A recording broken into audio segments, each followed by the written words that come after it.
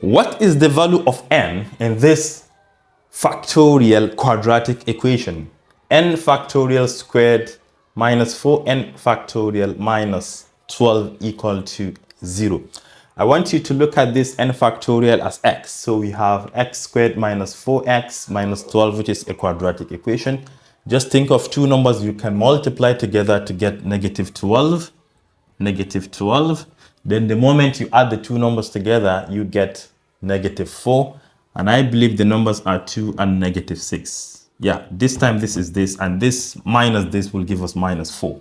So you can factorize this as n factorial plus 2 multiplied by n factorial minus 6 equals 0. Which implies either n factorial is equal to negative 2 as positive 2 crosses over, or n factorial equal to 6 as negative 6 crosses over. But remember, n factorials cannot be negative. So pay attention to this. What number factorial is 6? Definitely 3 factorial. So n factorial is equal to 3 factorial. 3 times 2 times 1. And hence n must be equal to 3. Yes, as simple as that.